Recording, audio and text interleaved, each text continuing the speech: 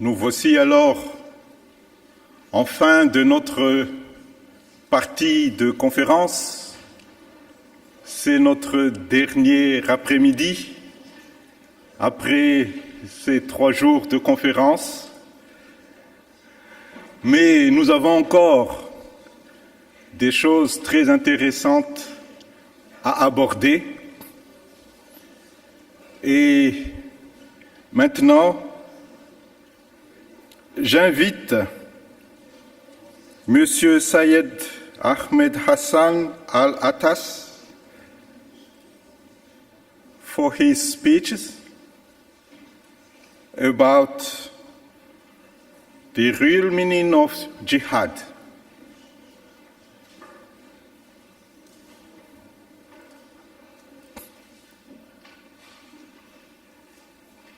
Yeah.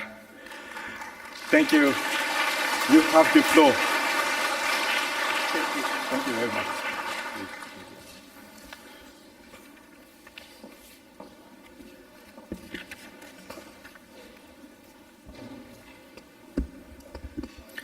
Bismillah ar-Rahman ar-Rahim.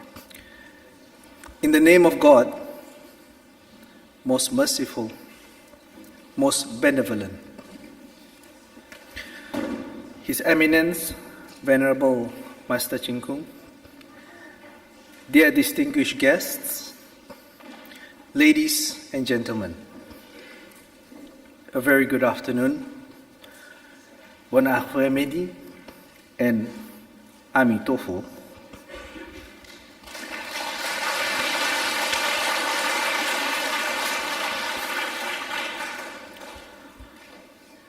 The term jihad is not to be confused with the concept of crusade.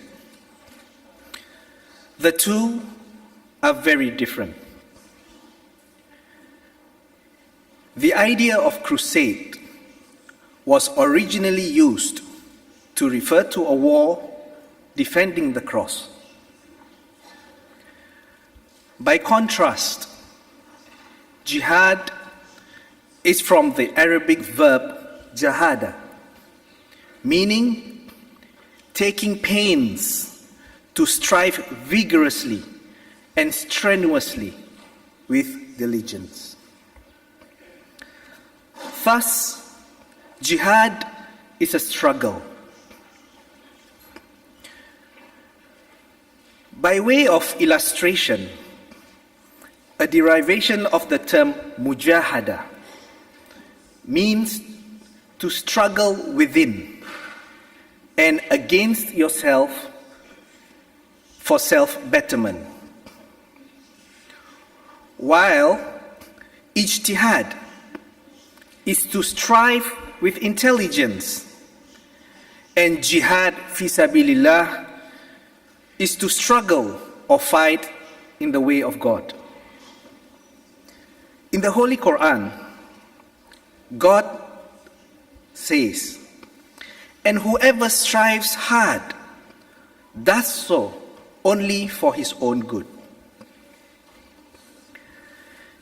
It has been reported that when the Holy Prophet Muhammad, may peace be upon him, said after a war, "We have come from a smaller jihad to a bigger jihad," he meant that we have come from a smaller battle to defend what is right to a much, much bigger battle.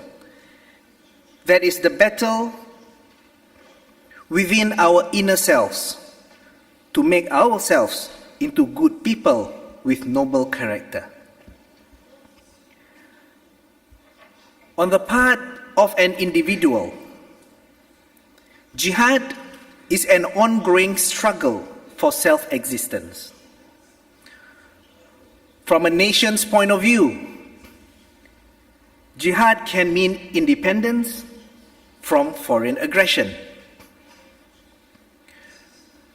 When an individual struggles for self-preservation, this is self-defense. The struggles between the armies are wars. To defend your own country against aggression or terrorism is jihad. To protect your family against harm is jihad. To study hard, to better yourself is also jihad. It is important to note that not all wars waged by Muslims are wars of jihad. The Ottoman wars against Europe were not wars of jihad because the intention was to conquer land. By contrast, the wars fought by Saladin against the Crusaders were jihad because they were striving for what they believed was right. That is, to get back the land that belonged to them. These wars waged by Saladin were never against Christianity itself. This is very, very clear because many Eastern Christians were on his side. He did not destroy any churches, and he even went further by guaranteeing the freedom of religion for the Jews and the Christians. As a result, many Christians and the Jews supported him, and they knew that he was not against their religions. In fact, immediately after the war, they were allowed to go back to their respective places of worship. Moreover, had Saladin been against the religion of Christianity, he would have waged war against Rome. The term jihad is very, very much against. In fact, it is a grave sin to kill unarmed men, women, and children. Once, in a war, Imam Ali, may peace be upon him, was about to win in a duel combat. And just as he was about to strike his opponent, the enemy spat on him. Immediately, Ali refrained himself from striking the opponent. The man who was saved by his own spit was surprised. And he asked Ali, "What prevented you from striking me?" Ali replied, "When you spat on me, I became angry. Thus, I cannot strike you or kill you or hurt you because of anger." The man was very shocked and very surprised at the action of him.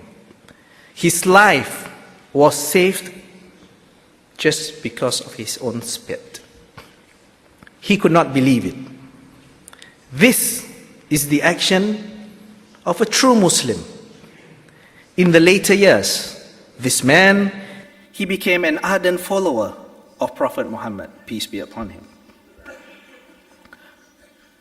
One who dies in the cause of jihad is called a shaheed or martyr.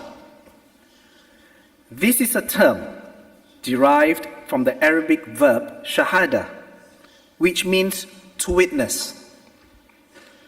Thus, a shaheed is someone who acts and dies for his or her strong beliefs in the teachings of God and the Holy Prophet, peace be upon him. In conclusion, but while, according to Islam, someone who dies in a war for Islam is a shaheed, so too are those who die while seeking knowledge or while defending their family, their country, or their rights. It is also important for us to note that this same term, shaheed or martyr, is also used to refer to a woman who dies while giving birth, as it implies a great sacrifice in itself. Thank you very much.